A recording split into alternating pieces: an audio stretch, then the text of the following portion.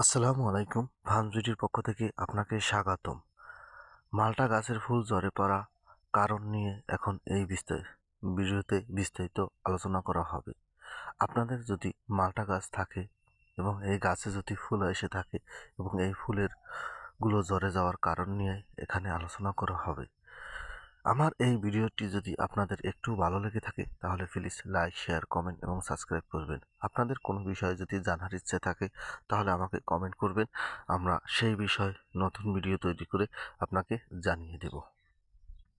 এখন মাল্টা গাছে ফুল বের হওয়ার সময়, এখন অনেকের গাছেই মাল্টা গাছে ফুল বের হয়েছে।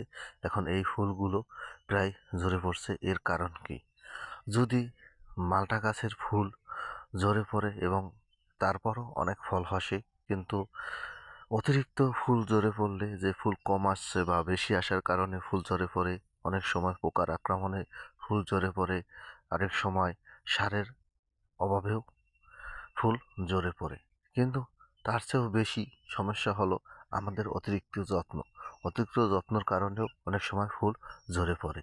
তার কারণ হলো সারা বছর আমাদের সেই শখের গাছটি লাগিয়ে রাখছি, কোনো সার ঔষধের খবর নেই, আমরা কোনো সার ঔষধ দিই না, কিন্তু যখনই ফুল আসা ধরে তখনই খুব যত্ন নিতে থাকি, প্রতিদিন পানি দেই। এই প্রতিদিন পানি দেওয়ার কারণে গাছের ফুল পড়ে যায়। কেননা গাছের গোড়ায় অতিরিক্ত পানি দিলে ফুলের পড়ে যায়, ঝরে যায়। এটা একটি বড় সমস্যা।